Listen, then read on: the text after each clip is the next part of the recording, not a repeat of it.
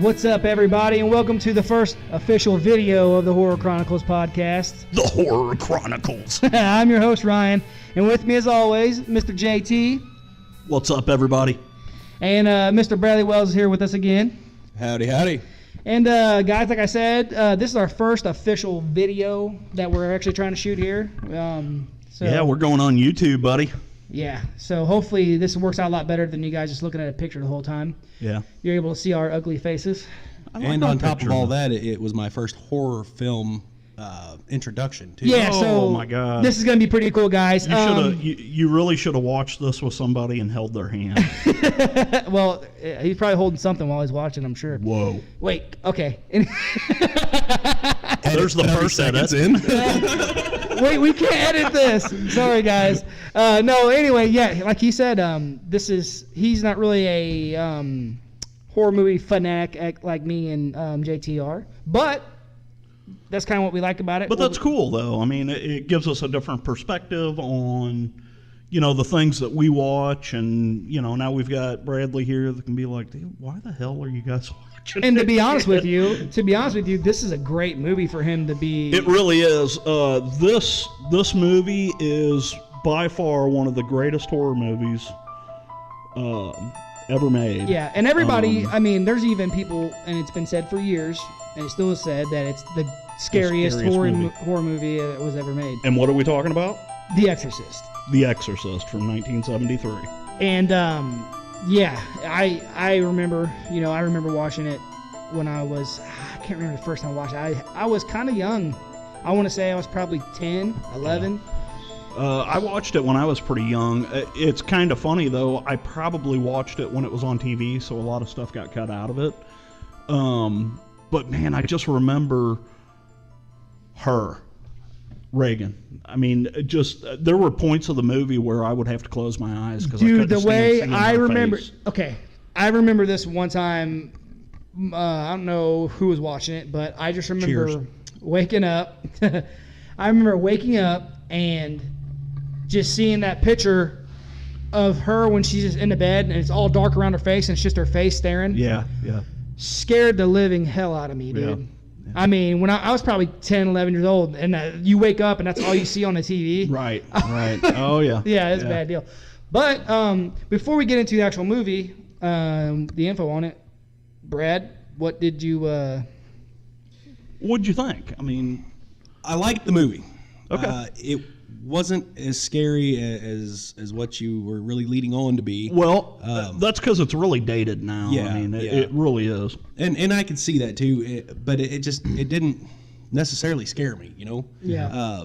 There was things in there that's kind of neat, Yeah. But I'm also kind of a twisted individual too. Right, so. right. Yeah, see, for me, most people, when they see this movie, they were pretty young.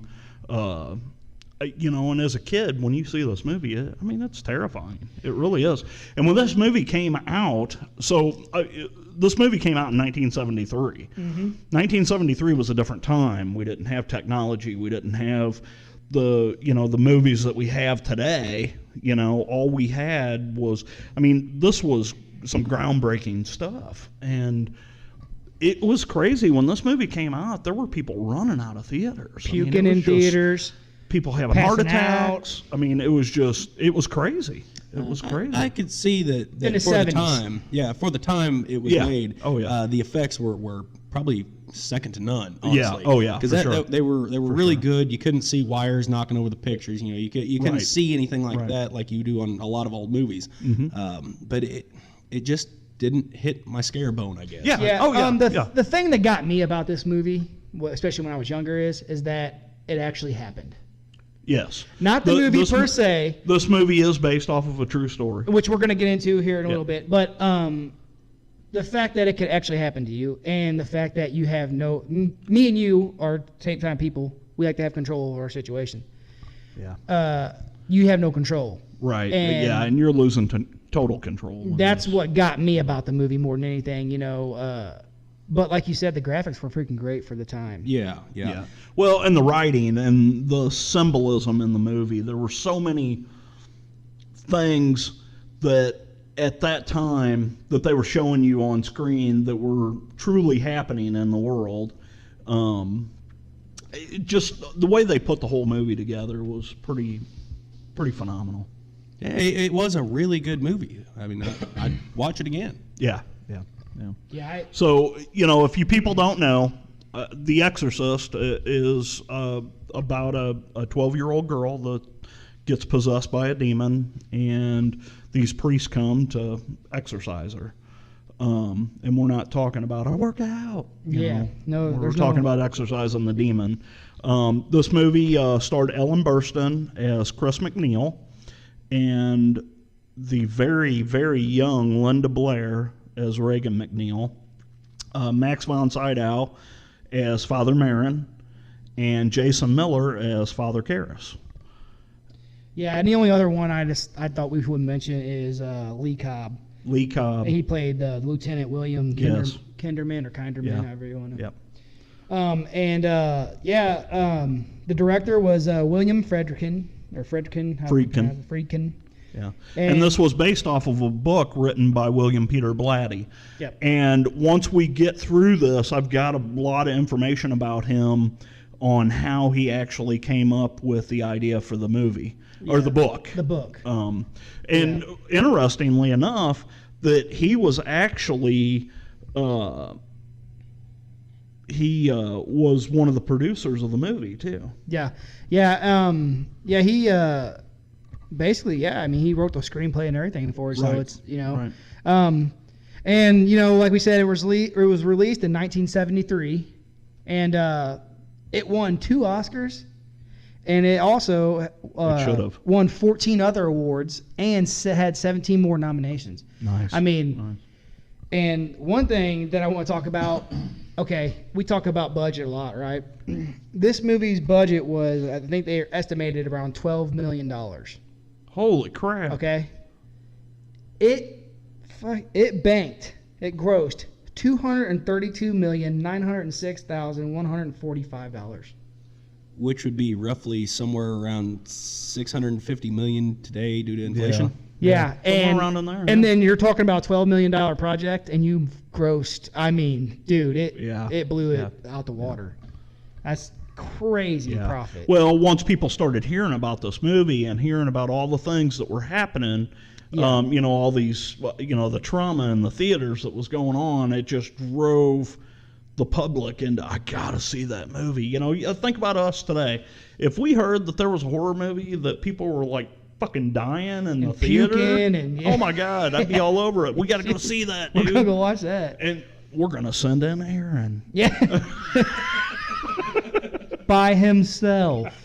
Now, am I your guys' Aaron? No. I like doing the weird shit. Yeah. But I mean, the movie, guys, like we said, it's based off a little girl who she plays the Ouija board. Mm-hmm. And I'm gonna interject right there because I'm here to ask the important questions. Yeah. Who is Captain Howdy? Well, Captain Howdy was a clown that she basically, this demon that was communicating to her through the board, she personified it as Captain into this Captain Howdy. And also, come to find out, it was funny. I kind of listened to a little bit of the commentary, which it was really cool. The commentary on the DVD was by William Friedkin, and I just got to say this right now. This guy sounds just like Donald Trump. Dude, when you listen to the commentary, it was really weird. Even my wife comes walking through the living room and she's like, "What the hell?"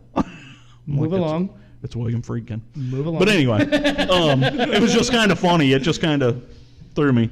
But anyway, I just didn't know that. I didn't know if Captain Howdy would have been like an anagram or something because I knew she was using a Ouija board, which I know messages can get mixed up on that too. Right. So I didn't know if there was some underlying thing that I didn't see. Yeah, and Captain Howdy, a lot of people compare that to Zozo. Pazuzu. Zozo. It's with Ouija boards, a lot of people connect with the same spirit. It's an evil spirit called Zozo. What do they call that? It's called a malefactor or something like that. That's the story behind Mr. Howdy. Okay. Yeah. I didn't know. Twisted Sister actually has a song about Captain Howdy. Yeah. heard that. Pretty cool one, song, yeah. Yeah, it's on Stay Hungry.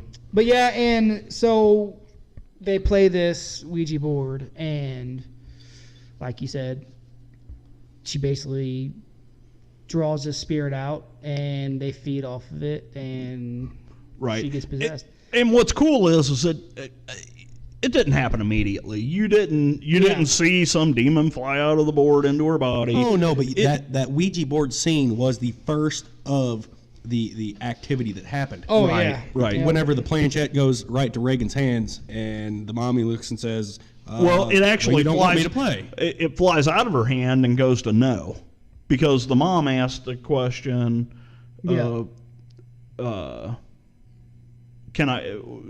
Can you do this by yourself or something like that? Yeah. And she's like, yeah, I can do this by myself. She's like, don't I need to help you? And the planchette flies out of her hand and goes to no.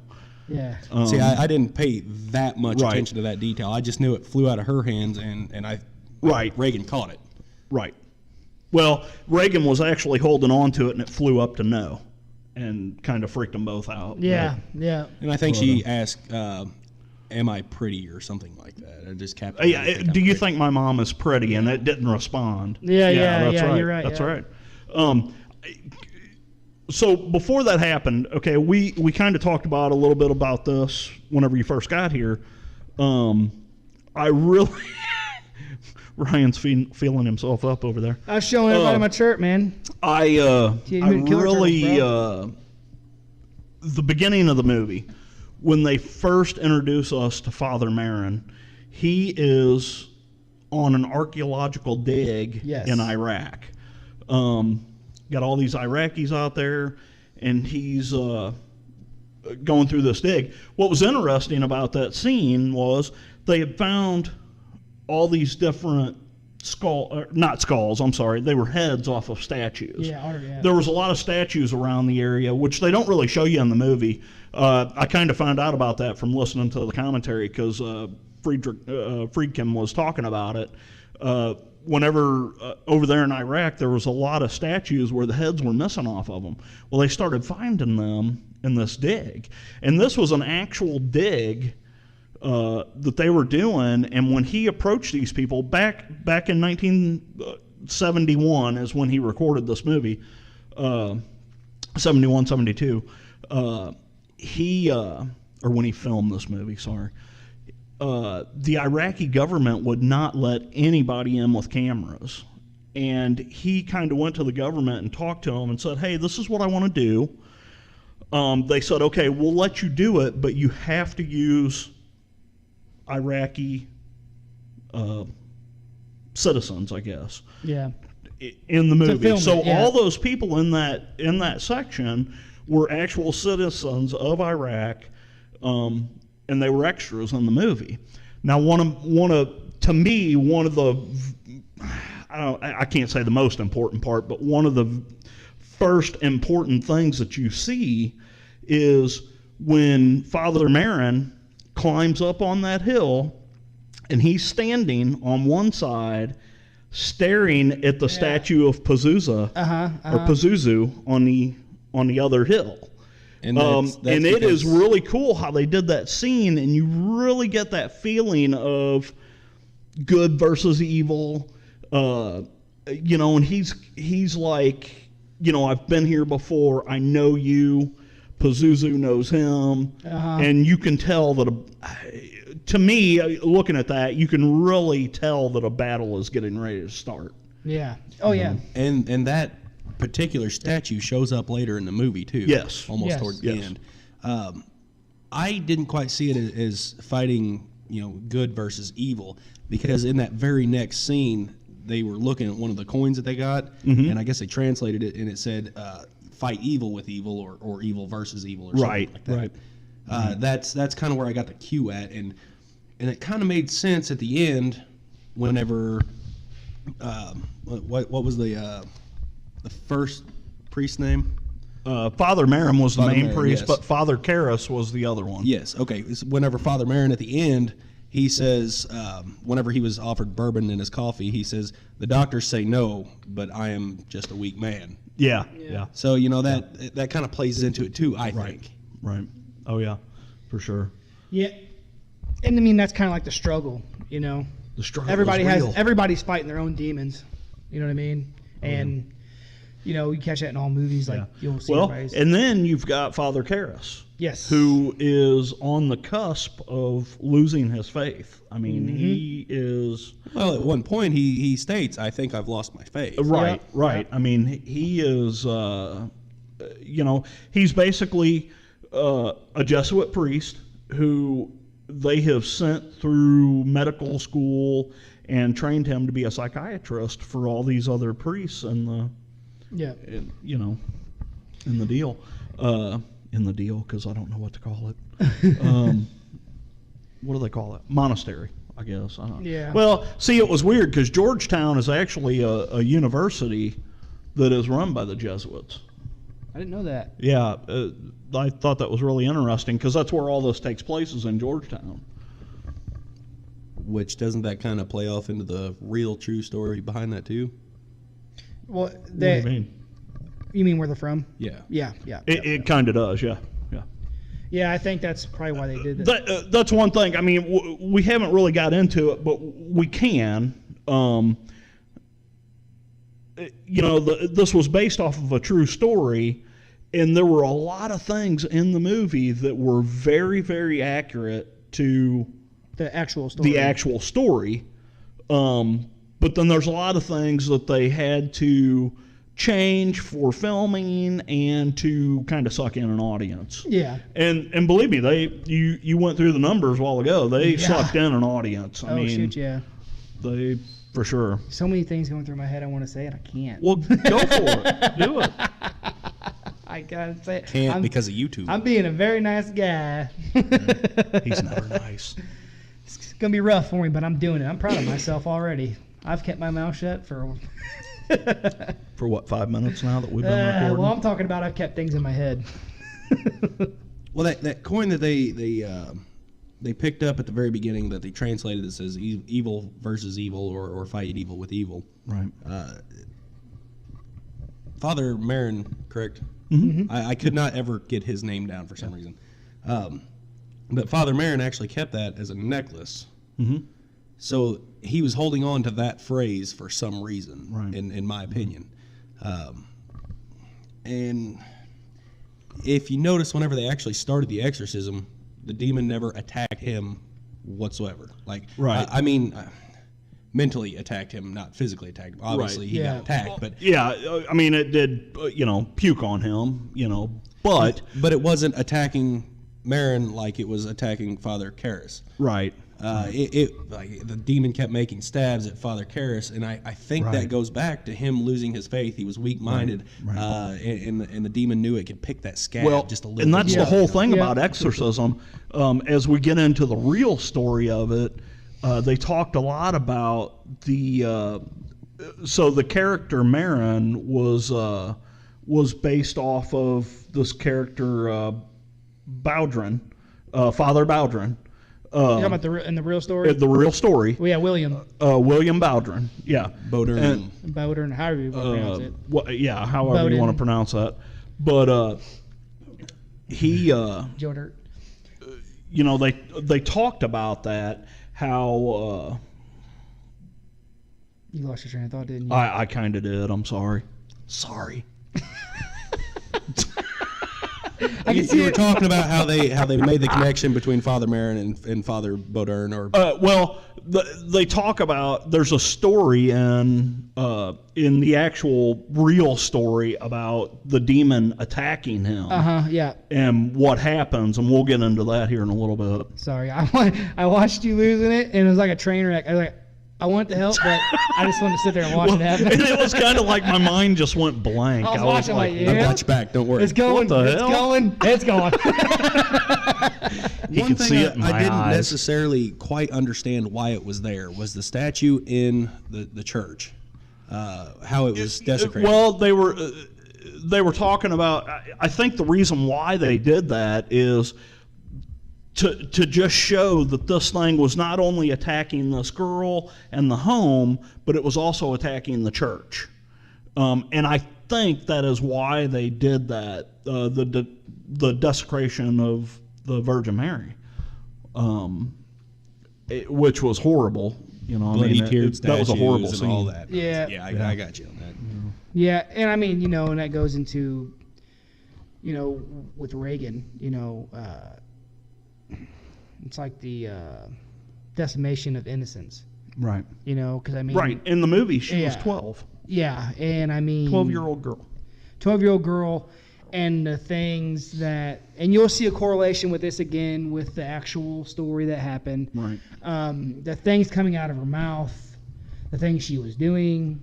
And saying. Yeah, that's what I'm saying. Yeah. You know what I mean? Yeah. That's literally, Yeah. when I said things come out of her mouth, that's literally what I meant, what she was saying. And no other things came out of her mouth, too. Yeah, right. The projectile. Yeah. But yeah, I think, I was trying to decide this for myself, too, like what they wanted to actually do with the movie. If it was really I know it was based off of this story. Right. And I watched a couple documentaries about it and stuff, and the guy, Blatty was actually talking about it and this and that. Mm-hmm. But whether or not it was actually a story of, just good and evil, or if it was a story of, like, innocence being stolen. Lost. You know what I mean? Everyone has their own versions of what they get out of a movie. Some of them seem like this movie seems like it's clear, cut, and dry. It's evil. Mm-hmm. Right. Good versus evil. Yeah, was there a hidden message? Was there a hidden message behind it all? An agenda. Yeah, and that's the good thing I think about this like early 70s movies and stuff like that. They didn't really have the stuff they have today. Right. To put into movies. There were some great movies in the 70s. Yeah, and 80s. I love the 80s, but I mean, they didn't have the crap they were putting in movies that you see now. Right. So the good thing about it is and this is what I'm saying, basically, I caught myself like, okay, what's the deal here? When I was watching, even though I've seen it a million times, and it's from the 70s, I'm watching, I'm like, it felt good to not see a bullcrap agenda in a movie. I was like, man, this is just clear cut and dry, like kind of, they're not trying to feed me nothing. Besides, if you want to go to the religion part, we're not going to. But well, I mean, I stopped you. There's a lot of I wasn't gonna veer off. Talk about putting on the brakes. I was just gonna state that if you look really hard into it, you can try to find something like the religion, because at one point they made it a point to say that the mom and Reagan did not have faith because they didn't go to church. They didn't have any crucifixes in the house whatsoever. Yeah. Right. So. Well, yeah, and at one point she was upset when she found the crucifix underneath Reagan's pillow. Correct. Well, yeah, and in the actual story, they're not even really Catholic. They're not Catholics. They're was it a Lutheran and Angelical Lutherans or whatever. Right. So they weren't even, but we'll get into that later. But yeah, so yeah, I can see that. But in the movie, you kind of know what you're getting. You know what I mean? Right. Well, it's not like it's hidden. You can't have a movie like that without that. Yeah. Right. Well, and all the imagery that was pushed on you, I love how they did the slow build up and the change. Like every time you saw her, she got a little more darker, a little more demented, a little more innocence lost. Yes. Like I love the part when they take her in to get the physical done. Yeah. And she sits through the first part of it, but as it goes on, she starts getting more aggravated, more agitated, and going off on the doctor. And like when he goes to take her temperature, and she rips it out of his hand and says, "I don't want to fucking do that." You know. And I don't feel anything. Yeah. Yeah. Oh yeah. Very creepy. See, and that's what I'm saying. Like, so think about that.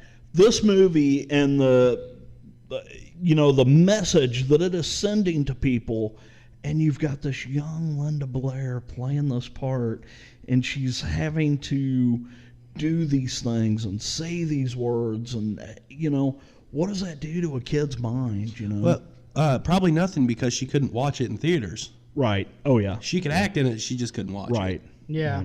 Because that's what saves the youth. Yeah. Well, Yeah. I mean, there's a lot of kids that played in, and just Hollywood in general screws with kids. Right. That's funny you mentioned that. But I mean, what I'm talking about is some of these scenes which, okay, masturbating with a crucifix. Yes. That's going to fuck a kid up. Bad. And especially what she was saying while she was doing it. Right. You know what I'm saying? Yeah, it's... And now we're getting more into the making of the movie, not just necessarily the movie itself. Right. But I could see how that would mess up somebody's head that they have to do that for the movie. Right. Yeah, and like you're talking about, the movie, it's still a great movie. I love the movie still. Oh, yeah. And it holds up very well. Yes. I mean, it's easy to watch today. But like we were talking about, think about that in the 70s. If you can sit through it. Oh, yeah. Well, that was also, like you said before, a different time. You didn't have all these people offended by everything, so they could actually show the real, true stuff that what makes a movie good. Right. Yeah. Right. And I don't think there was one person that got offended by it. Even the people throwing up and all that in the theaters, they did not get offended by this movie whatsoever, and it continued to play. If somebody made a movie like that now, oh, yeah. You wouldn't be able to. It'd get shut down. Yep. You wouldn't be able to. We really don't know what the church thought about that. I'm sure they didn't like it. I'm sure they didn't either. I'm sure they didn't like But it was a very good portrayal. Interesting fact here, when Father Karras is in the bar and he's with the other priest, he was an actual Jesuit priest that worked for Georgetown University. So the guy he was not an actor. Oh, yeah. the older guy. Uh-huh. He was not an actor. He actually was one of the priests that worked for the university. Yes, I mean, the movie was great. I really like how you said. I like the aspect of how they did that slow burn of her transformation. Oh yeah. And they did a freaking amazing job. They did. And the effects. I'm going back to the effects on this. I'm sure there's some stuff I missed, and I'm sure I caught some stuff that other people missed. Oh, yeah. Like whenever she first gets home and the lights are flickering and the phone's ringing, she picks up the phone, nobody's there. Yeah. Okay. Then the lights flicker as she's walking by walking in through the kitchen. The range, and you see the face. And you see the face just flash, just for a split second, just flash. Yeah. And it's little stuff like that really gets your attention. And if you notice, you see that face flash throughout the movie. Yeah. In fact, when Reagan's doing the physical, she sees the same face of the demon. Yeah. But that was not hidden into it as much as what it was right there. And you kind of got to ask yourself, why did that need to be there? I mean, it was a cool effect. But they really didn't need to put that there to convey their story. See, but they did it. How I took that was... They did it, and it was like, oh, what the... Okay. How I took it whenever she's seen that face during the physical was, that's what she's seeing in her head when this is all going on. Because right before that, all you see is her, blank face, lips dried and cracked because not getting enough fluid, whatever. No, what I'm talking about is when Ellen Burstyn's walking through the kitchen. They didn't have to put that face up on that... yeah. There was really no reason for them to do that other than shock value. And add to it. And to add to the story. But it was a great ad. It really was. And that's why I like to watch movies multiple times, because I do it all the time. Because like when I'm watching... you'll miss stuff. And I watch them, and then I won't even pay attention to the stuff I know is there, and I'm looking at the corners and stuff. I can't tell you how many times I've seen this movie. I've seen it, I don't know, God, I don't know, 30, 40, 50 times maybe.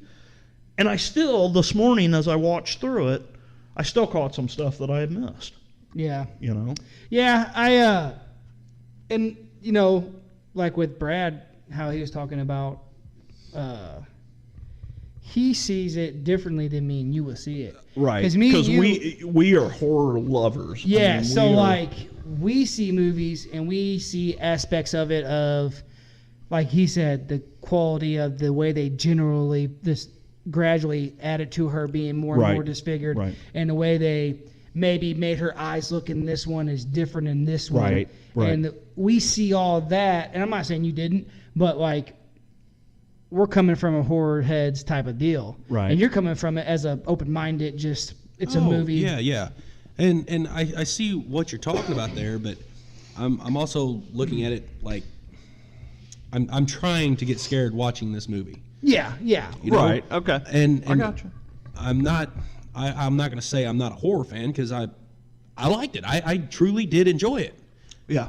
It's an enjoyable movie, even if you're not into horror. Well, here's the thing. Here's something that I will tell you that is really crazy to say that The Exorcist is an enjoyable movie, even if you're not into horror. We're twisted. I mean, well, here's my thing. I'll tell you. I don't get scared by almost anything. When I was a kid, yeah, it scared me, but now I can watch it. I watch anything. I'll walk into anything. my wife terrifies me. Never mind. I can't say what I want to say. But anyway, I would tell you, just so you can enjoy something more, don't worry about being scared. Yeah. Don't be like, okay, I want to see if that actually scares me. To me, it's just look at what they put into the movie. Right. You know what I mean? Look at how they filmed it. Look at the character building that they did with the movie. Well, and like you said, the quality of how they did that.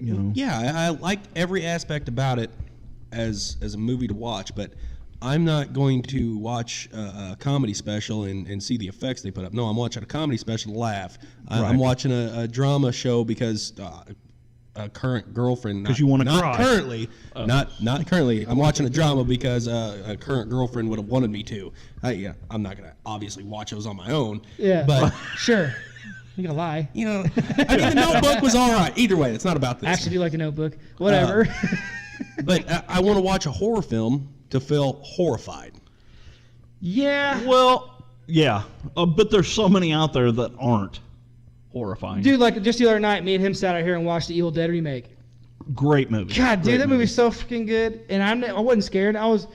The part when at the end when she shoved the chainsaw that's connected to her freaking hand into her severed off hand into the freaking chick's mouth and just sawing her up and down with it. Well, I would see that more as a gore film instead of a horror film. Yeah, but well, that's the thing. Like, and well, there you go. Everyone has their own opinions on what a horror movie would be or what Well, I go into all movies. I go into everything trying to freaking just be like, I just want to be entertained. I don't care what it is, and it just depends on what you're into. If you're not very religious, that movie's not going to scare you at all, probably. You know what I mean? And like I said, when I was a kid, I was like, oh crap, that can happen to you. And I'm not very religious. I mean, I do have faith, but I don't know, man.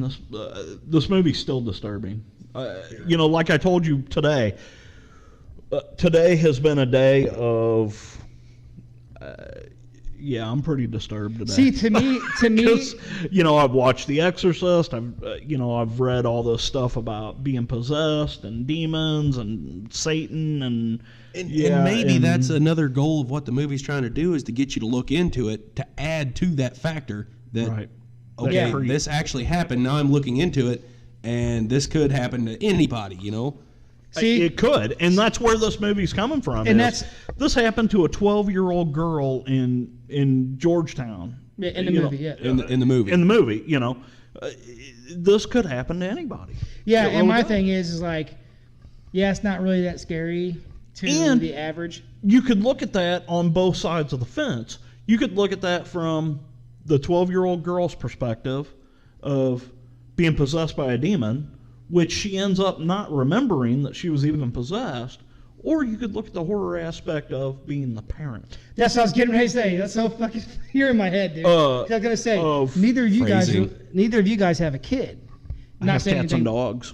But what I'm saying is, I don't want them to be possessed. Yeah, we did go to the vet today with some cats, and it was really touchy. But what I'm saying is look at it through the eyes of a parent. That's the cool thing about these movies. Is there's different factors you're looking at. That's when it really gets. I gotta tell you what, man.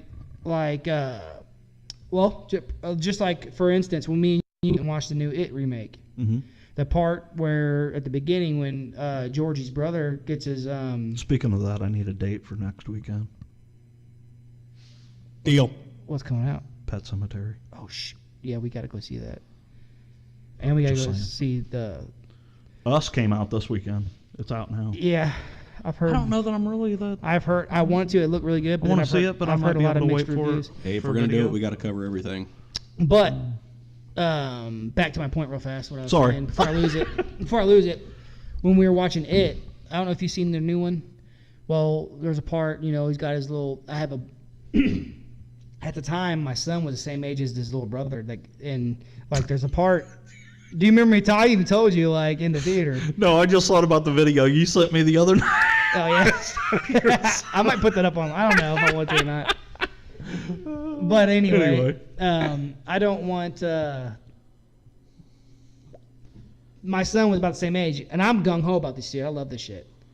But we went and watched and there's a part where Georgie's little brother in the original just gets.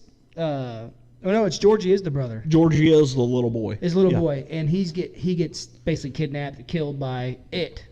You don't see it happen, but that's what happens. Well, in the freaking new one, you see it happen. All its brutality. It rips his arm off, and the kid's screaming and crying for it. And dude, and trying to crawl away with one arm. And it was brutal, dude. And we both sat there in the theater like, holy crap. I looked at him because I'm like, I don't know, man. That was a little too much for me. Because my son was at the same age. Yeah. And to hear a kid cry to me is not cool.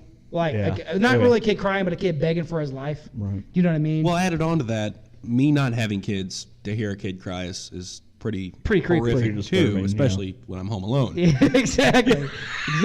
And you don't have kids. Yeah. So, but yeah, you gotta look at. There's all kinds of cool. I mean, that's a way to look at it too. You gotta look at it from different aspects of the characters in the movie. But yeah, everybody's gonna have their own. But in this particular movie, though, I mean, just the amount of shit that Reagan goes through. Yeah. Her mom is going through even more. Yeah. Because she's having to watch this happen to her own daughter. And can't do a damn thing about it. Can't do anything. It's like you said earlier, she's lost control. She has no control over the situation. At all. And that's that's stuff that gets me. And she cannot find anybody to help her. Yeah, you can tell when she loses it on the doctor that she's at her wit's end. Yep. Yeah. Oh yeah. Yeah. And I mean. And I can imagine that. I mean, I could really see that. Because I'll fly off the handle about stupid shit. I can only imagine if I had a kid that a doctor couldn't. Oh fix. Man, don't even get me started on that. That's the worst thing in life.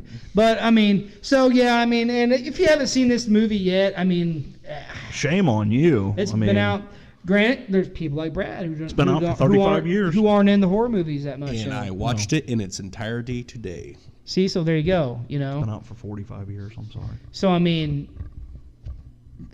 you got to watch it. It's worth the watch for sure. I don't care.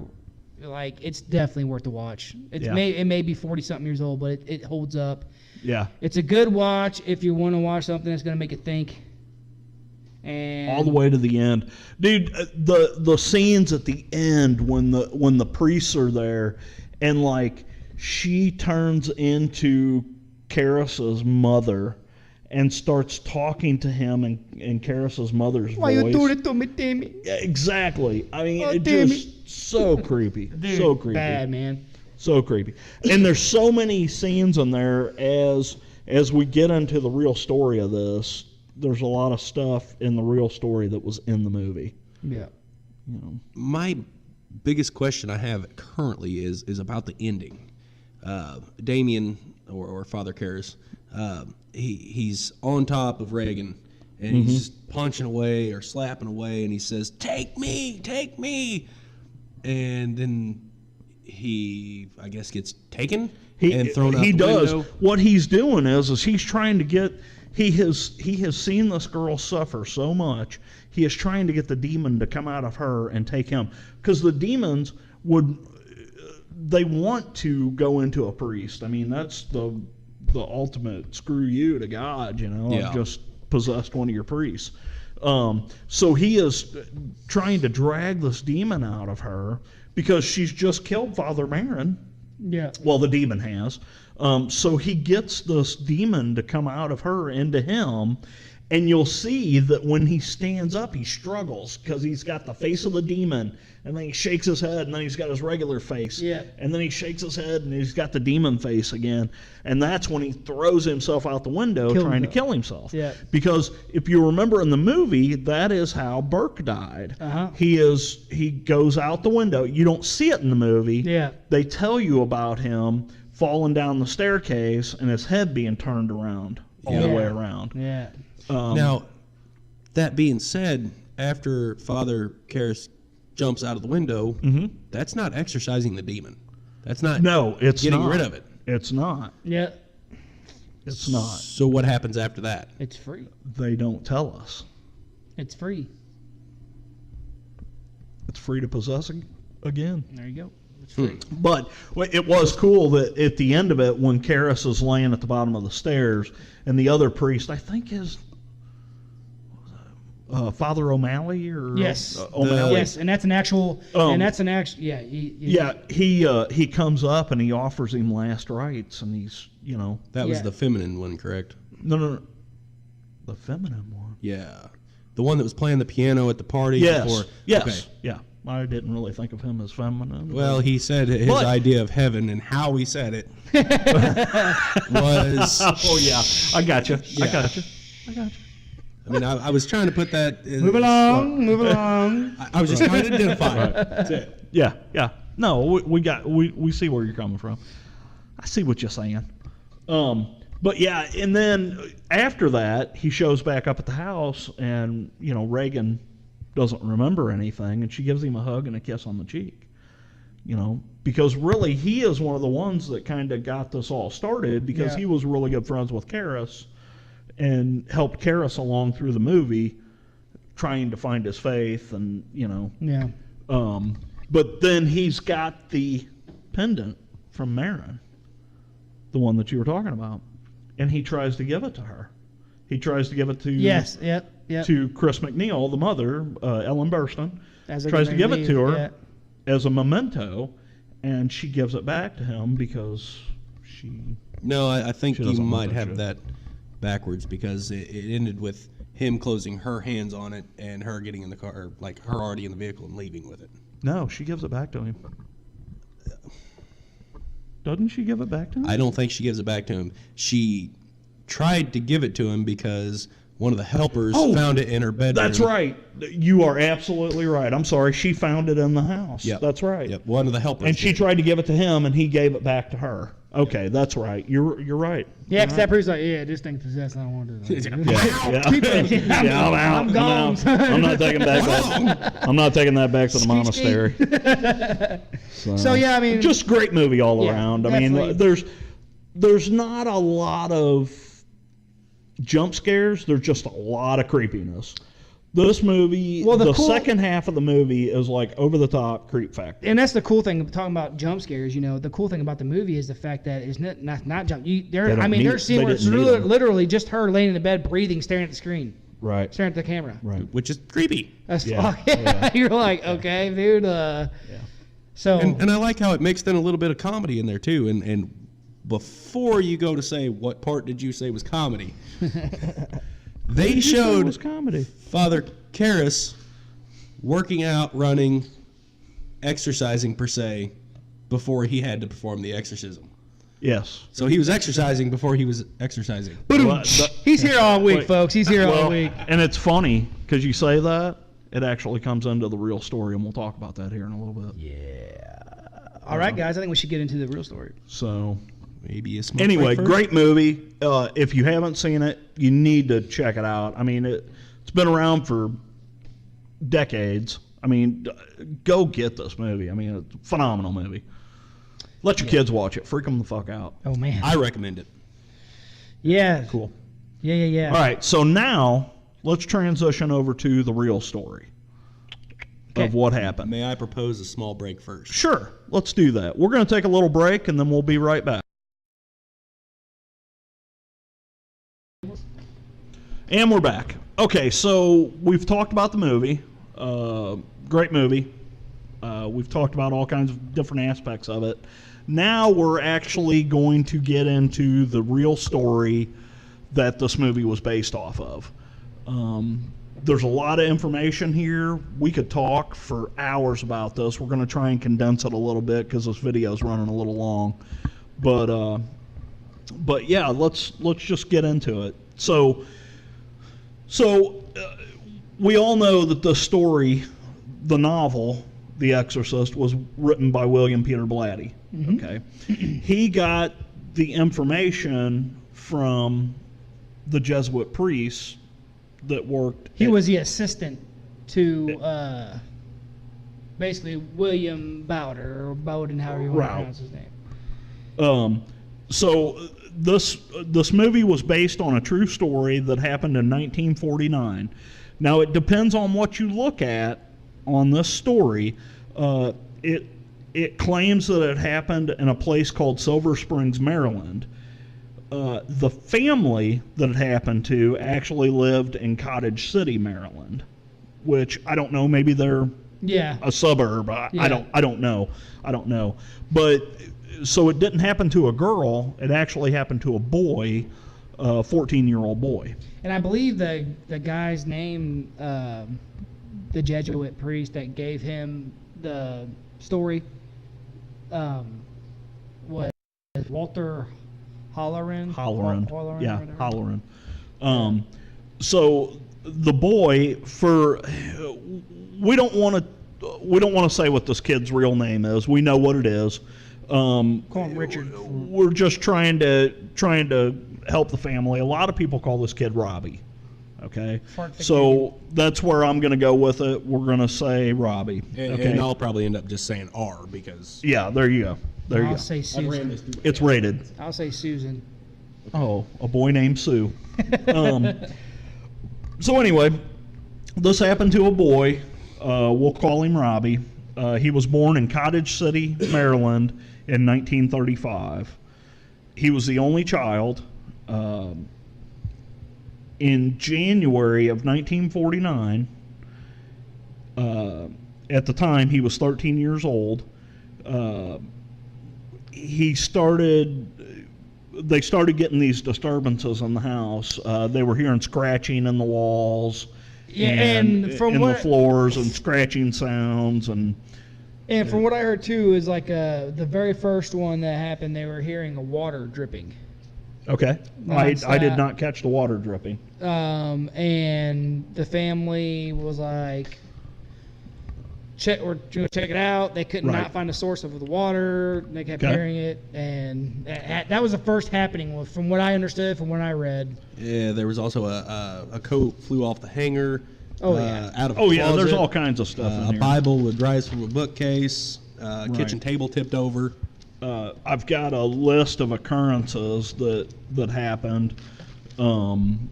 So the kid said he couldn't sleep because the bed kept shaking. Well, yeah. The covers would get torn off of him at night. The sheet and the blanket would get torn off of him at night. And there were witnesses that claimed that this kid was actually holding on to the sheets and the blankets while they were being torn off the bed, and actually pulled the kid off the bed. Yeah, and also, well, I guess maybe we should get into how this happened anyway. Because, I mean, what happened is that, his aunt, Tilly. We can call her Tilly, Millie. Yeah, his aunt. Millie Batilli. Tilly, yeah, came in to visit and brought a speaking board.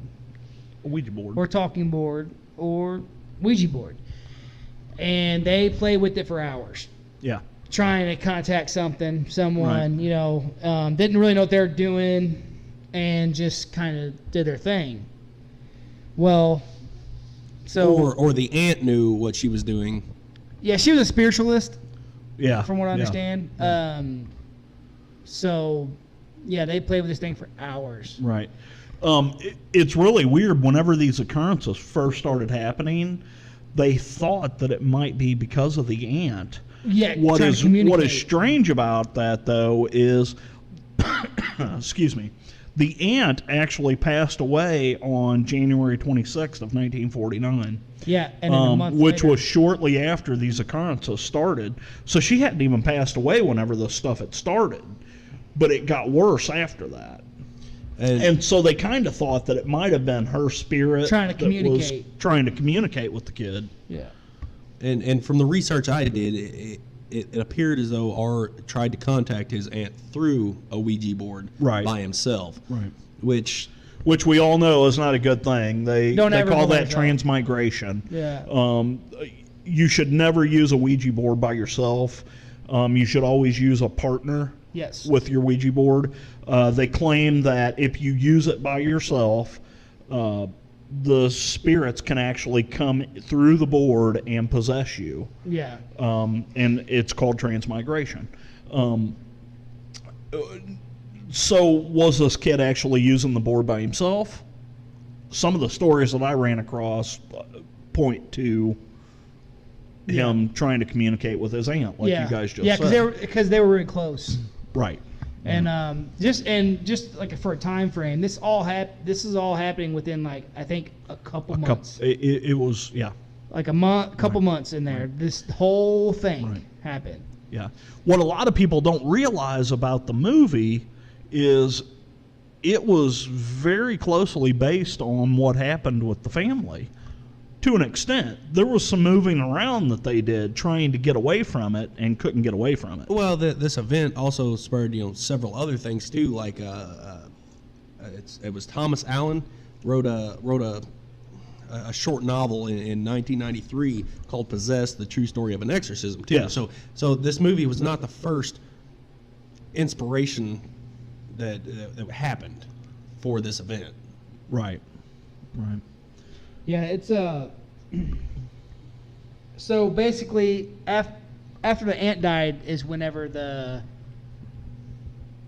Shit occurrences really start picking up, and like you said, that probably has a lot to do with him using it by himself, trying to communicate with her and letting all that shit come in, and taking control of him. So he probably had a huge part in all, all the just doing that by himself. Well, if you guys don't mind, I am going to get into how this movie was actually made, how Blatty got the inspiration for the movie. So Blatty, we're talking about William Peter Blatty, the guy that wrote the novel that the movie is based off of. He actually got his information. He was a Georgetown student. Which, if you know the movie, if you've listened to the first half of this, you know that it occurred in Georgetown. He was a student of Georgetown University, which is run by the Jesuit priests. There was one of the teachers there. His name was Father Gallagher. Had a student that claimed that the student had told Father Gallagher, "Hey, I hear there's a diary about what had happened, the exorcism or whatever." So once Father Gallagher found out about that, he started trying to figure out, okay, is there actually a diary that the Jesuit priests created during this exorcism or whatever? So this father contacted the student's father, which the student's father was a psychiatrist at St. Elizabeth in Washington. He talked to him, and Father Gallagher asked for, and of course a psychiatrist, he told him, yes, there was a diary, blah, blah, blah. So Father Gallagher went and asked for the diary from the Archbishop. Well, because William Bowden, or Bowder, however you want to pronounce his name. Well, he doesn't come into the story until later on. This is just talking about the diary and how Blatty got the information of the exorcist. Right. Well, right. You're talking about why there is a diary. It's because he hired, or I don't know if you say hired, the church. He had an assistant, and that and he had the assistant record every day. Right. What was going on? What was going on? And it ended up being a 26-page diary too. Well, it's really strange because there's two different ones. Yeah. There's actually a 16-page diary that the church knew about, and they called it the Case Study by Jesuit Priests, is what it's called. And it was 16 pages. And William Bowdern was involved in the case, but he never would comment on diary or the case or anything. He didn't want to give any information Yep. on that. He never would do any interviews. Never met in person. He didn't want to talk about it. He ended up dying in 1983, and up until the time of his death, he truly believed that there was a demonic possession going on. Yep. Well, and I watched a documentary on Discovery Channel, and they had the assistant, what was his name again? Halloran. They had him. Walter Halloran. He admitted there was a diary.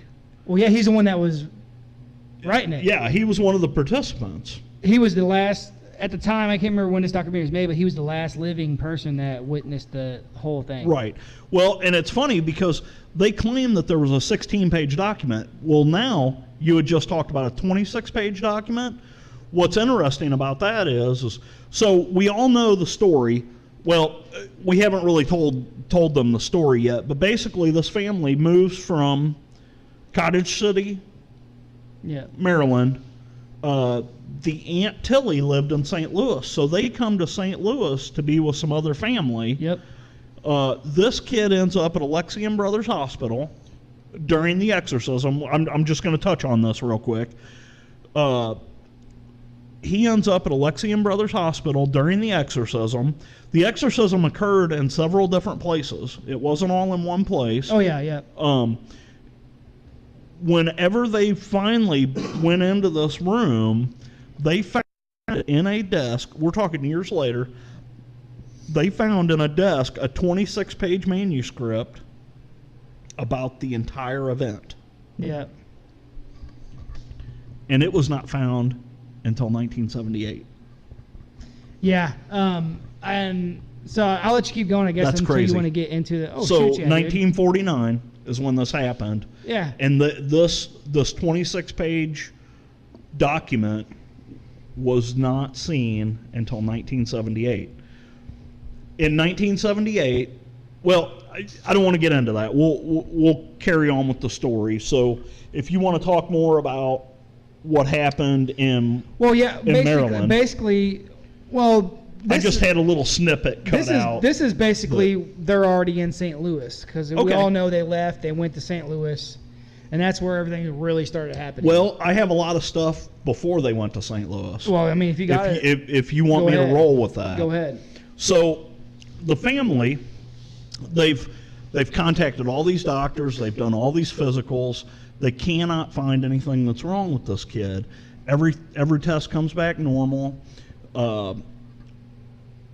They just can't figure it out. They hire all these psychiatrists to come and talk to this kid. They don't know what's going on. And of course, the family is in turmoil. They want all this to stop. The family has 2 Lutheran ministers and a rabbi come to their home. Okay. Sounds like a joke. Yeah, it is. It's like the start of a joke. There's a rabbi walk into a house. So a lawyer, a priest, and a rabbi walk into a bar. 2 of them walk into a bar. The other one ducked. Anyway. So anyway, they have the 2 Lutheran ministers and a rabbi. Now, why did they get a rabbi? These people were not... It's a 3-for-1 special. They were not Jew. It may have been. May have been. You get 2. The reason why they had the 2 Lutheran ministers is because the kid was actually. How do you say that? Angelic Lutheran. Yeah, whatever. Episcopalian or something. I don't know. Maximilian. Whatever. Anyway. Third. Maximilian. I don't. Yeah, whatever. All those. Oh no, wait, that was a $6 million man. Hold on. But anyway, the rabbi claimed the boy was speaking in Hebrew whenever they met this kid. Okay. Yeah. Well, years later, there was a professor from Washington University who got a hold of the tapes because they had recorded this, and he got audio tapes, and he insisted that this 14-year-old boy was speaking in Aramaic. Aramaic, yep. Aramaic is a dead language. It has not been around since the birth of Christ. Yep. Just like proper English. How would this kid know Aramaic? Yeah, and I mean, just a quick little note, and this is the reason why they end up speaking to a Catholic priest is because the Angelic, whatever, freaking Lutherans, they don't deal with. Just way to step on it. Just call him AL.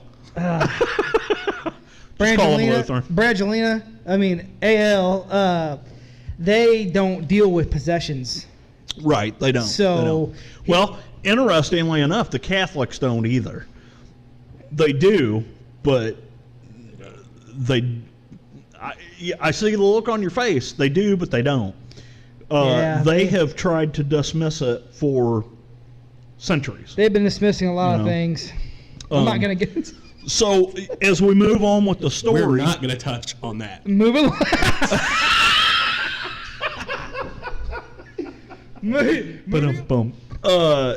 In February, one of the Lutheran ministers, his name was Schultz, I think. He really wanted to know, was the house haunted or was the boy haunted? Yeah. So what he decided to do he invited the family to come to his home and stay the night. Sure he did. So, see, I like how you just shut your book like, fuck it, I'm done. I'm fucking spent. So, he invites the family over. Him and the boy end up staying in the same room, which don't take that too far. Hey, man, I'm rolling with it, brother. It was a mass. Is that another one? It was a master bedroom with 2 twin beds. Yeah, sure it was. So what he experienced there was can't do it no more. The bed started creaking and shaking that this boy was in. So once. Man, you guys are fucking brutal. Anyway, so once. Oh my god. Okay, I'm back. Oh my god. That may have been what he said. So he actually seen what was going on and noticed it wasn't the house. And so it was the boy. Well, so he saw what was going on. He saw, he noticed that this boy's bed was creaking and shaking just like it did in their normal house. So he noticed that the kid, his eyes were open. So he decided to take Robbie, we'll say his name is, and he put him in a big armchair to try and sleep in this armchair, and then the Lutheran minister went back to his bed and laid down. Well, what happened was the armchair started moving, and he said that the chair legs were lifting up off the ground and moving around. So he thought, okay, I'm going to make a pallet of blankets on the floor, and I'm going to put this kid on the floor. That sounds like a horrible idea based off what happened to the chair and the bed. Well, this whole house is going to move. Well, okay. So what ended up happening was he made a pallet in the floor for the kid, puts the kid in the pallet, and all of a sudden the pallet starts sliding across the floor. What was odd about it was the kid was laying there perfectly still, kind of rigid is what they said.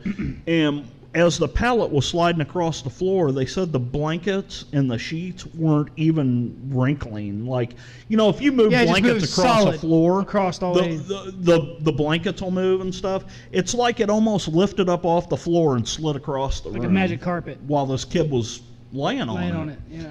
So now this minister, he knows that, okay, it's not the house, it's the kid. So he goes even farther.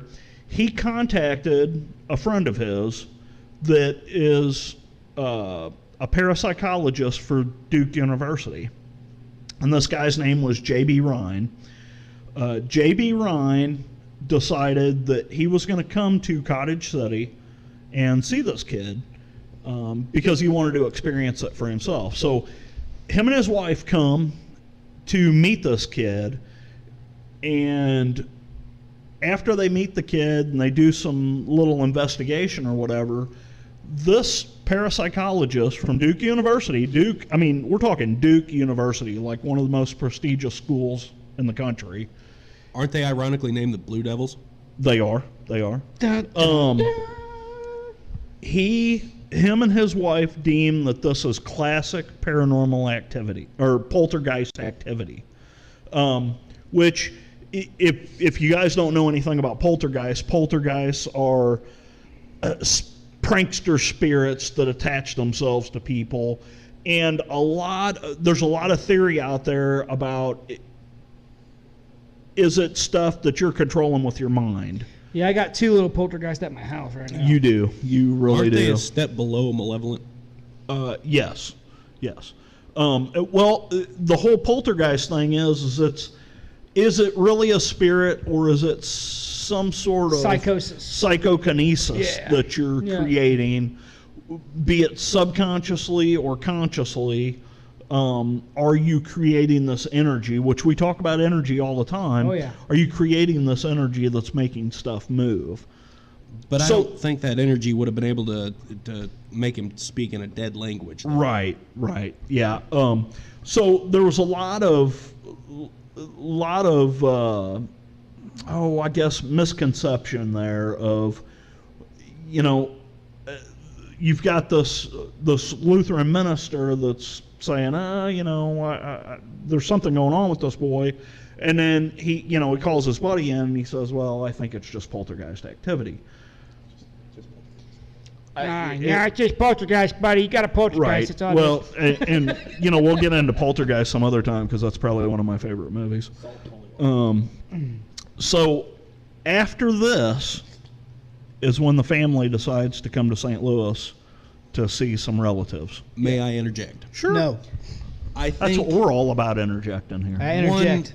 From the research I've done, one of the main reasons they went to St. Louis was not just because family was there, but because the boy had woke up at one point and had Lewis scratched into his chest. Well, the story that I had read was after they had decided to come to St. Louis is when that happened. And that just cemented their, we need to make this trip. So. Now, I think from my research, which is obviously different from yours, there was also either a priest or a Lutheran minister or whatever that had got slashed from shoulder to wrist with a bed spring still in Maryland. It's funny you say that because I do remember something about that story, but I didn't catch that when I was doing the research for this. There was some saying that he just got cut a little bit. There were some saying he needed 100 stitches from his shoulder to his wrist because he just got slashed. I do with remember. I vaguely remember that story. Yeah. But I didn't catch that when I was doing the research Me either. for this. I wonder if that was just something that I remember that though. Yeah, I do too. I don't know. That's a good ad there, buddy. Look at Bradley over here. Look at Mr. Bradley. I'm the FNG, but I still got some info. He is. Yeah, he's effing G for sure. Yeah, hell yeah. So now the family has come to St. Louis. Once they come to St. Louis, they start meeting up with these other priests from the area. So they come here to stay with relatives. The relatives contacted Reverend Raymond Bishop of St. Louis University. Yep.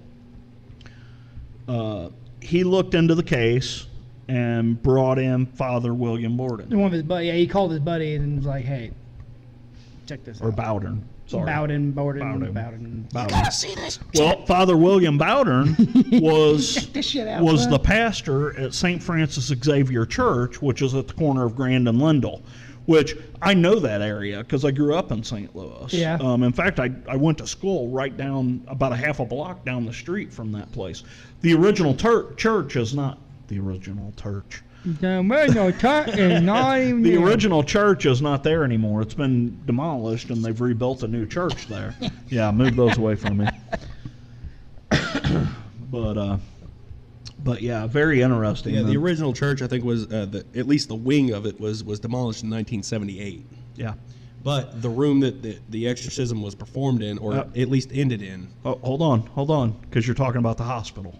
Yeah. You're talking about the hospital. Okay. Because we're going to get into that. I thought they were pretty well tied together. Well, no, because the hospital.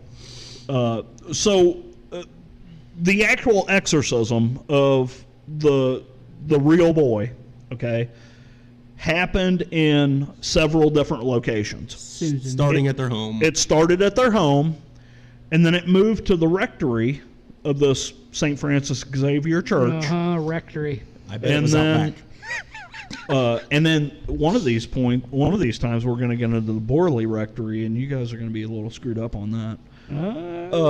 But anyway, they ended up moving to the Alexian Brothers Hospital. And it's really strange. A lot of the stories I ran into, they talked about, usually an exorcism doesn't take that long. I don't know if you guys caught the dates on this, but the exorcism started on March 16th and ended on April 18th. Okay, that is a long time to be exorcising the demon. Yeah. I can't even exercise for a week. I exorcised the demon in about 5 minutes. Yeah. Well, these Catholics like that. They like to draw it out, I guess. I don't know. Wipe the remains off with baby wipes. So anyway, I feel like I'm just talking all over the place here. Yeah, well, Get into it. Come on. I can't. Yeah, I'm into it. No, For sure. Ryan's done, he says. He's done. No, I'm into it for sure. I just. I really got a kick out of your notes because you actually have part of the original Jesuit diary. Okay, it is technically, yes, part of the original diary, but you can tell that somebody went back and typed it out. It is typed out from the original diary, Right. But you can tell it's typewriter. Fake news. It's not Fake news. Well, they had typewriters back then. So. Yeah. No. Yeah. So, why don't you? Is there anything interesting in that? I haven't seen that. So. I kind of read through some of it, and it was kind of cool. Goes back to what Ryan said at the very beginning of the break, or after the break. On January 15th, 1949, at the home of blank in blank, which was Maryland, a dripping noise was heard by blank and his grandmother in the grandmother's bedroom. This noise continued for a short time, and then the picture of Christ on the wall shook as if the wall and the back of it had been bumped. Yeah. From behind. Correct. Yeah. I don't want to be bumped from behind. Stay away from the cat. Never mind.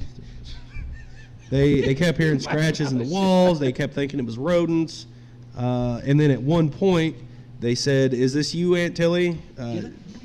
Tilly had died in St. Louis 2 weeks after the first sounds were heard in the noise in the one of our stories. Right.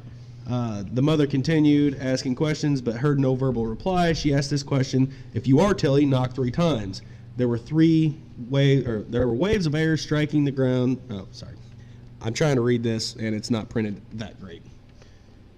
He just can't read. I'll let her.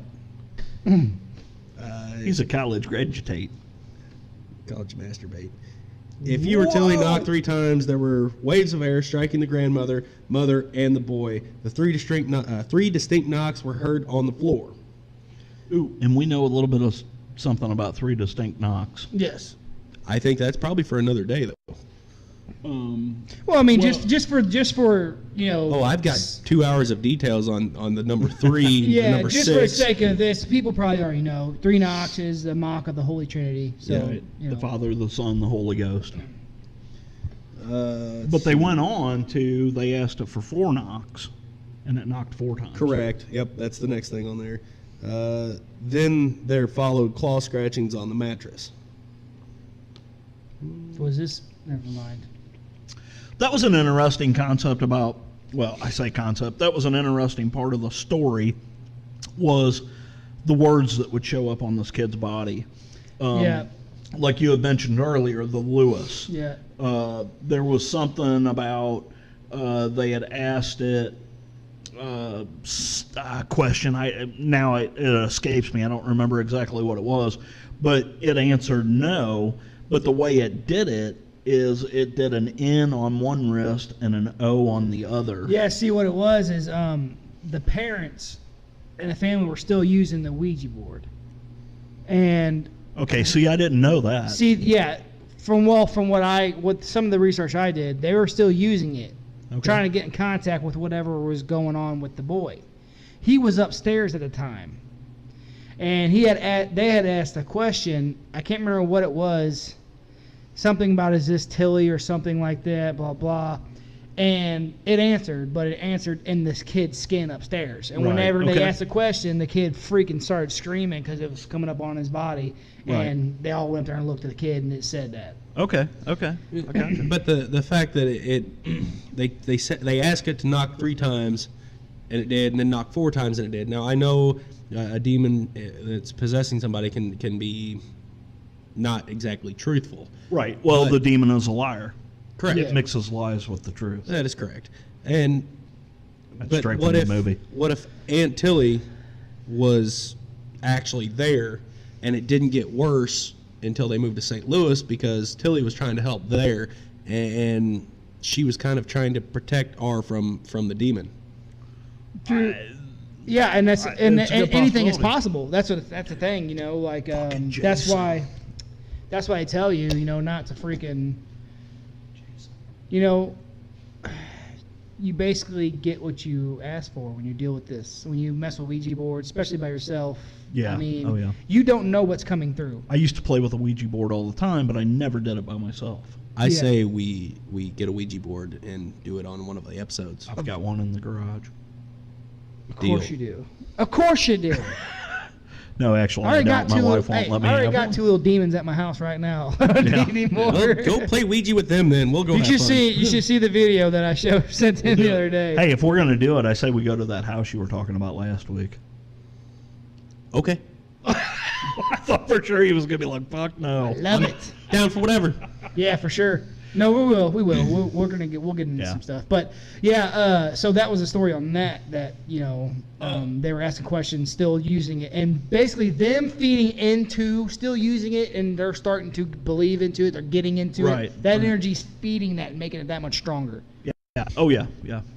So I mean, And on top of that, I think we're missing one of the big points here. We say he's possessed by a demon, but all the research I've found says devil. he was possessed by the devil. the devil himself. Because on one of the instances, a 6-inch portrait of the devil was actually inscribed in this kid's calf. Okay. See, and this is what we were talking about when you get all kinds of different, Right. You do. So, it depends on where you look for your research. And Because isn't there a part? Where did I see that at? Or actually heard it in the movie, on the devil himself. she says that. I'm the devil. Yeah. What? Oh, that was when Karis was trying to get her. She pushed the drawer open. Right. And he shut it. Whenever And he said, do that again, and she said that's much too vulgar a display of power. Yeah. And I wonder if that's where Pantera got it. Oh yeah, there you go. I don't know. That was the first thing I thought of. I'm a metalhead. I'm sorry, guys. But yeah. I mean,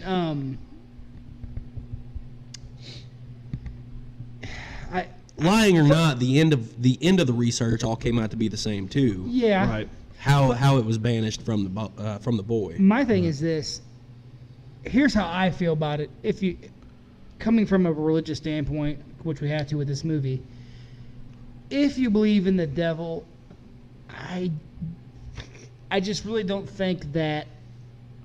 Oh, I believe in the devil. No. I don't think that a human can beat him. Being what I mean is that I don't think a priest is going to be able to exorcise the devil. That is correct. That is correct from the research I have found. You see what I'm saying? Right. The priest did not exorcise the kid successfully.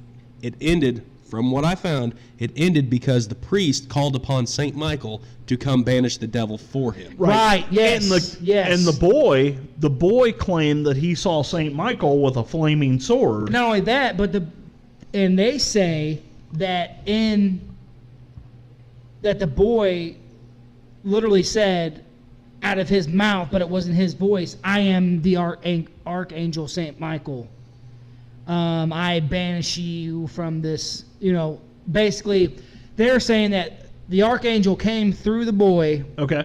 Yep. And spoke through his mouth in a different and said all that stuff. But from what little bit I know about religion, isn't that supposed to be somewhat apocalyptic material? It is. Well, yeah. It is. Yeah, dude. There's people who say that we've been freaking living in apocalyptic times for the last, how many? Right. Because nobody knows how long the apocalypse is going to last. Yeah, exactly. We really don't. And if you look at the Bible, if you read the Bible doesn't really give you a good, it doesn't tell you it's going to last for 7 days or whatever. See, man, my thing it is may last for look at all 700 years. Look at all the stuff going on in the world. You know what I mean?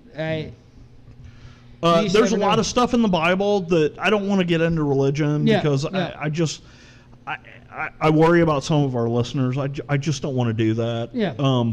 But there are a lot of references in the Bible about some things that have taken place in the world in the past, we'll say 10, 15 years. Yeah. But as far as this goes, I mean, it might be, who knows, but we're getting into the same thing. Right. Like I said, a human would not be able to force the devil out. However, like you said, I believe definitely because look at these priests though. Is it really the priest that's doing it, or is it God through them? Through them. Yeah, but I believe that. Is it? I mean, it is what it is. However, it may be God coming through them, but they're still the vessel, and our human bodies are still weak and compared to the power. Just like in the movie. What did the coin say? Evil versus evil. Evil versus evil. Yes. When he asked for the bourbon, the soul is weak. The doctors tell me not to, but my soul is just weak. See, that's what I'm saying. A human, our body, we can fight.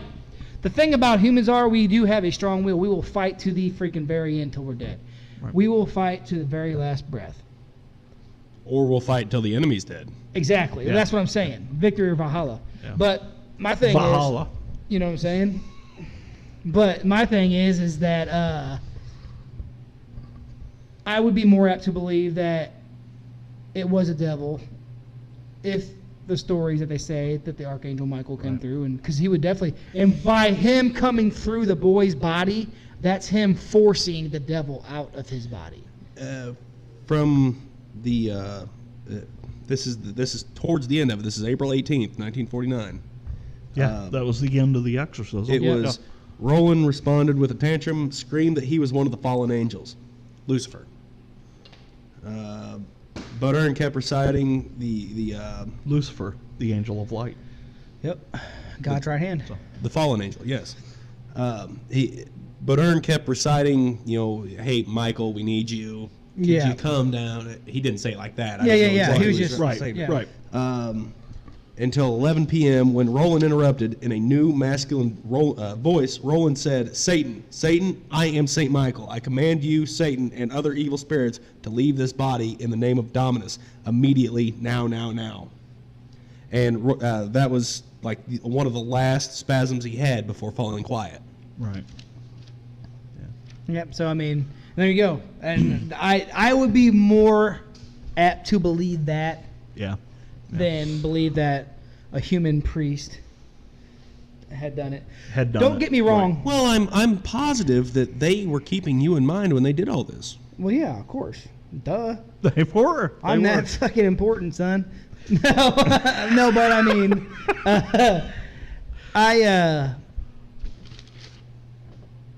I think humans are strong enough. I think our willpower. We're strong-willed, but we don't have the will of God. No. We're strong enough willed to call upon the will of God. And not only Hey, that, that's good. Not only dude. that, That's but good. I think that humans are capable of.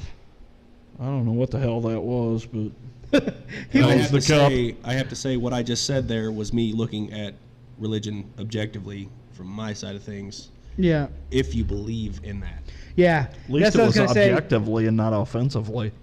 I think that willpower has a lot to do Yeah, with everything. it really I'm big on that, and I think that people, humans, priests, whatever, have the willpower and human strength to be able to. A demon, well, as bad as I hate to say it, an average demon, like a demon from whatever, we would have Like the. your two? Yes. No, they're not average. They're above yeah. average demons. Yeah. But Below height, above average. exactly. But I think they have the power to take out a demon, Yeah. but the devil no. So Well, I just want to talk about a couple of little things before we shut this end down. this, because we're getting pretty far in here.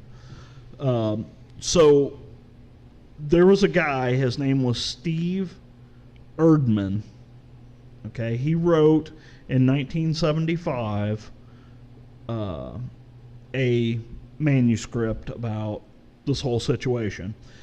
And he was friends with one of the nurses that worked for Alexian Brothers Hospital that was there, that saw what happened.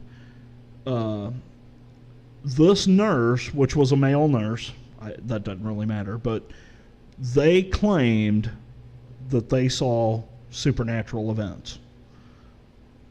Without a doubt, they saw supernatural events. So the story's going to get a little stranger here, as if it hasn't been strange enough. I mean, look at three So- guys telling it. Yeah. So the Catholic Church Don't that? finally stated that the case was a genuine demonic possession. The Catholic Church finally acknowledged it, that it was a genuine demonic possession. And what year was this? This was in 1970s. There were Almost 30 years later, they finally said, almost 30 years later. maybe, Yes. Maybe some shit happened. possible. There were 41 people who actually signed a document stating they had witnessed paranormal phenomenon during the Exorcism. exorcism. I 100% believe it. Yeah. Okay. So I'm going to touch a little bit on Alexian Brothers Hospital. Touch on me. I'm not going to touch on you Amazing. because What you the are fuck on weird. me? Fucking weirdo. So So long. you touching me? So long, gay touching boys. I mean, we are talking about priests here, so. Yeah, exactly my point. Anyway, so okay, so here's some weird tidbit of information about Alexian Brothers Hospital. So all of the places that this happened have been tore down. They're gone. They don't exist anymore. Which I don't find that necessarily weird because they were probably old buildings to begin with. They were, and that's completely understandable. Asbestos. Okay, but there was some very strange things happened. The room in the hospital at Alexian Brothers Hospital in St. Louis, Missouri, it had been sealed off. It had been sealed off in 1949. Okay. The people that worked there claim that they felt waves of cold air coming from this room that had been sealed off. Nobody could get in there. Okay. They claim that they had felt waves of cold air coming from this room. The lights would not stay on around this room. They would constantly go off. They would smell strange odors emitted from this room. Sulfur. Dank. From inside this room. What gets even weirder? Oh, it gets weirder. Oh, it does. There were a few accidents during the demolition of that wing of the hospital. Well, I don't think OSHA was too abundant there either. They weren't, but these accidents are kind of freaky. Yeah, back then it was called Oh Shit. Oh shit! So they demolished this wing in 1978. In 1978, when the wrecking crew decided that they were going to use the wrecking ball to destroy this building, the wrecking ball went out of control and ended up hitting one of the other buildings that they did not want to destroy. It didn't do any damage to it, but it did not swing the way they wanted it to. Swinging the other way. So it was a swing and a miss. So, as they're going through to demolish this building, they hired a wrecking crew, to go in and remove all the furniture from this wing. Now, we're talking the entire wing of the hospital, not just that room. Damn, it sucks, the entire wing of the hospital.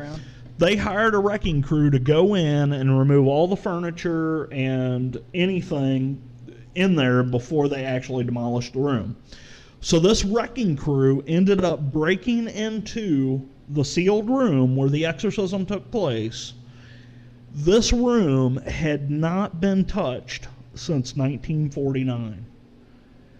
When they walked in there, they were finding all these artifacts, and you could tell that nobody had walked in this room since 1949. It's fucking crazy, man. As they go into this room, they find your 26-page manuscript in a drawer inside this room. And here's the weird part. Legend states that when the wrecking ball hit the room, that several of the workers saw something, they don't know what, something emerge and escape from the room. Man, that's fucking badass. They described it as a cat or a huge rat or something, but it materialized as they hit the room with the wrecking ball and escaped. Now, I bet it was you take awesome. that as you will. Was the demon trapped in that room all this time? Dude, how badass would it be if that place was still there?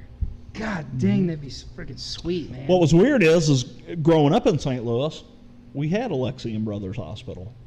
I was alive when this was tore down. I don't remember it being tore down because I was only 7.